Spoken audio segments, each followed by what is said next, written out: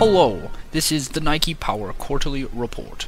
This is Tom Johnson filling in for Poppy Glademan in the segment where we take a look at how each team has done in the N-Power League. We pick up action with Seattle taking on Colombian club Colo Colo. Seattle, sitting 7th in the table, dropped points as goals by Valdez and Ozzy Alonso saw the game played out to a draw. The draw was quite disappointing for the Sounders, as they would have been expected to take points from a struggling Colombian side.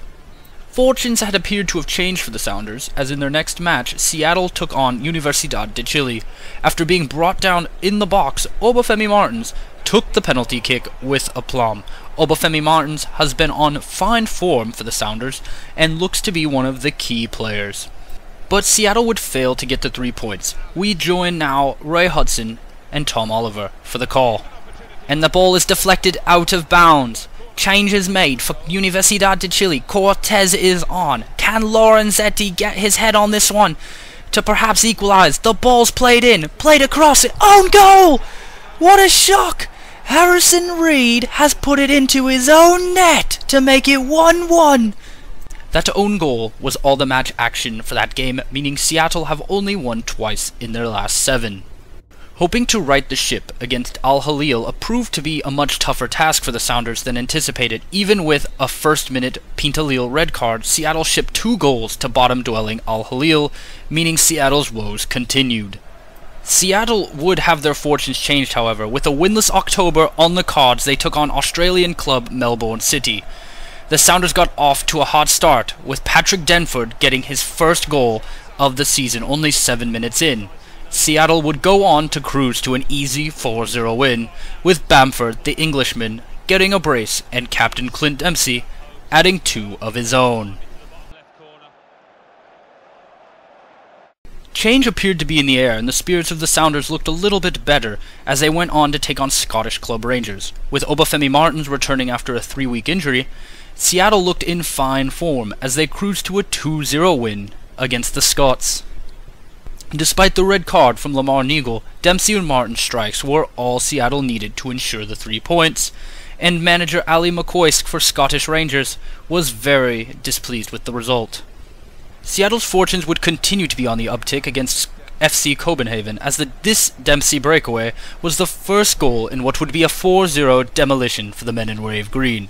These 3 wins on the trot saw Seattle rocket up the table and fulfilling some of the promise from their fast start. This also served to see a noticeable increase in support for new manager Dallas Concord, who had recently faced a lot of critique from the board for his team's recent form. Stateside rivals New York Red Bulls were next for the Sounders. In a match contested on November 3rd across the US, Seattle made it 4 from 4 with a 2-1 win against their Big Apple rivals. This time it was Ozzy Alonso with the late heroics, as he scored in the 84th minute to win it. With the brutal match schedule that saw the Sounders play 17 games in 16 days, they had to play a depleted squad against Göteborg FC in the FA Cup, and the youth and lack of experience really showed here, as the Sounders crashed out of the FA Cup very early with a 1-0 loss and ending any realistic chance for Europe this season. With the starting 11 put back into the team now well rested, the Sounders had hoped to keep the league momentum going. However, it would stall again as they tie 2-2 to Mexican club Club America. A knock to Lamar Neagle was enough to put the Sounders off a bit, and Dempsey and Saw goals could not best a rampant performance from Jermaine, the Club American striker. However, the Mexican nightmare continued, as a week later, Club Azul, visiting CenturyLink for the first time, used a 30th minute goal by Almao to propel themselves past a tired and depleted Sounders 11. This squad had to see Jermaine Beckford, a striker by nature, playing out wide in a position unnatural to him. With form on the rocks, it was perhaps lucky that the Sounders took on Irish club Shamrock Rovers, and it was all 4-leaf clovers for the men in green, as Obafemi Martins continued his purple patch by netting a brace to increase his lead over all Football League 2 strikers, bringing his tally to 12.